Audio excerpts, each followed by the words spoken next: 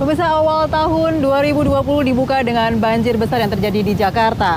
Kota-kota satelit yang ada di sekitar Jakarta juga merasakan banjir. Bagaimanakah Wali Kota Bekasi dan juga Wali Kota Bogor berkomunikasi dengan Pemprov DKI Jakarta dalam hal penanganan banjir yang terjadi? Saya Sela Wangkar bersama Anda dalam program Suara Jakarta. Berikut adalah laporan wawancara kami. Pak Wali, selamat siang. Gimana Apa Mbak? kabar? Sehat? Ini lagi mantau nih Pak ya? Ya, Di Bendungan nih ya? lihat pertama kondisi sampah, yang kedua volume air. Karena Oke. kita masih memantau terus keadaan di hulu. Oke, baik. Ini bendungan dari mana nih? Muara dari mana nih Pak? Ini bendungan Kali Bekasi dibangun tahun 50. Oke. Inilah yang menahan ya air untuk orang Jakarta dari Jatiluhur. Tapi sekarang 2013 itu udah ada sipon di bawah.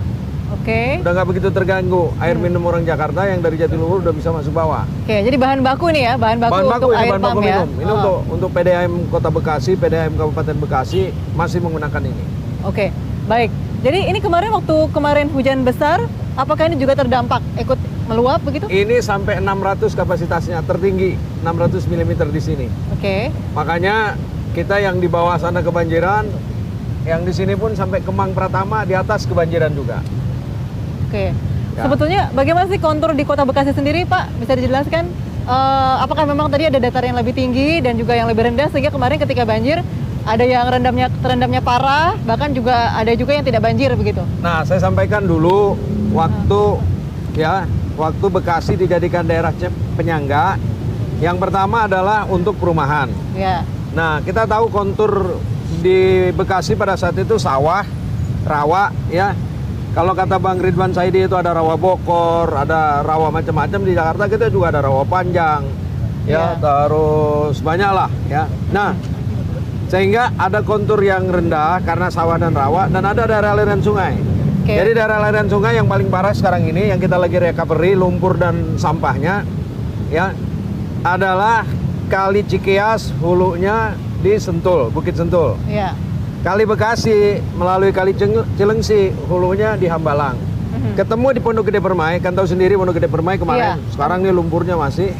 Ya, yang kena itu adalah perumahan Villa Jatirasa, Pondok Gede Permai, Komplek AAL, PPA, terus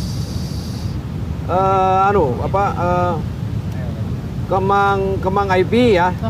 Terus sampai ke PML, Jaka Kencana, terus ke Delta, dan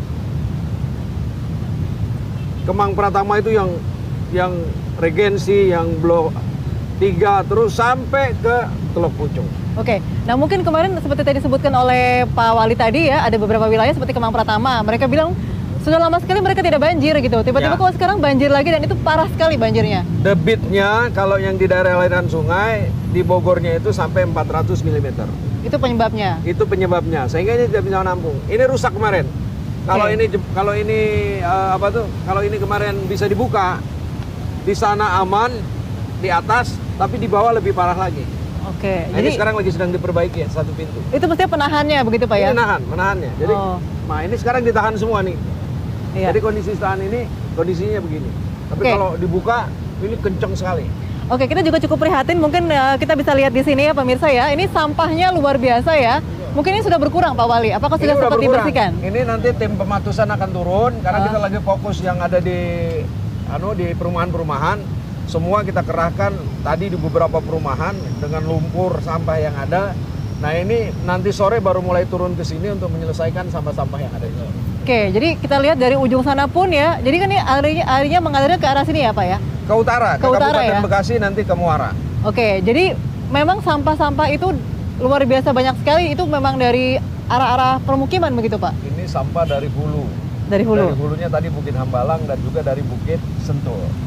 Turun ke sini. Sampai ada kayu yang sebesar-besar ini tadi. Oke, jadi ini ada petugas nanti yang akan membersihkan? Ini udah, nanti malam dia turun, pematusan. Jadi selesai, besok pagi udah bersih. Oke, baik.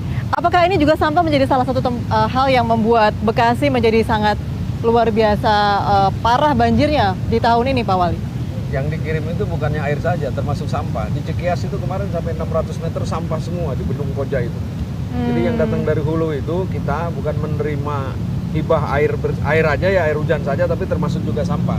Tapi kan nggak mungkin ada air lari ke tempat yang tinggi, pasti cari air ke tempat yang rendah. Inilah kondisinya sekarang. Oke.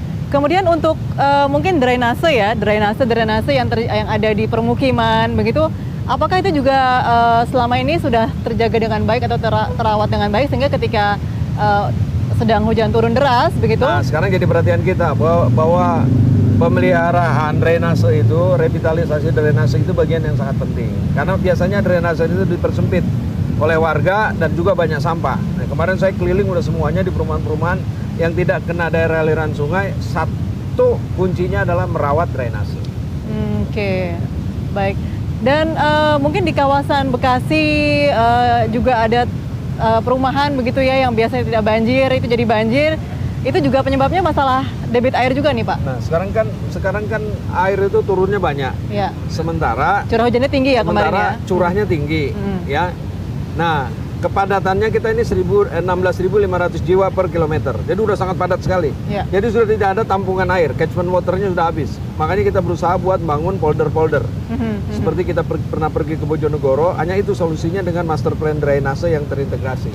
Oke, master plan tersebut sudah sempat diimplementasikan sebelum banjir kemarin terjadi? Masih parsial-parsial kita. Ya. Oh. Karena memang ini kan tergantung. Kita di sini berusaha semaksimal mungkin dikirim dari sana. Memang penataan tata ruang, pemanfaatan wilayahnya juga ini harus satu nih. Bogor, Cianjur, ya, terus Depok, ini harus satu. Kalau nggak bisa diselesaikan. Jadi Pak Gubernur DKI namanya mau memperbaiki bagus di DKI. Kalau di atasnya nggak ditata bersama, kami juga mau bikin sebaik apapun juga di bawah ini. Kalau nggak bersama nggak akan diselesaikan. Jadi harus ada penataan, pemanfaatan tata ruang, pengendalian tata ruang menjadi satu kesatuan wilayah. Insya Allah akan selesai. Oke, itu forum yang diinginkan Pak Wali sendiri apakah sudah ada? Yang tadi mungkin bisa saling bicara bareng tata ruang. Jabodetabek Jur ada. Tapi Forum Jabodetabek Jur kan itu sudah ada sebetulnya, tapi tetap kan? masih parsial. Ini harus dibawa presiden khusus ya. Kalaupun nanti pemerintahan pusat umpamanya ke Kalimantan, tapi ini tetap harus ada karena ekonomi nggak akan keluar dari Jakarta. Jadi menurut Pak Wali sekarang itu memang sangat urgent begitu ya, adanya forum bersama untuk mengatur tata ruang dari mulai hulu sampai dengan hilir begitu ya. Jadi kalau saya sih melihat bukannya persoalan pemanfaatan tata ruang, pengendalian itu pada prospek banjir, transportasi juga harus satu. Semuanya. Nah, itu nggak bisa menurut saya. Oke.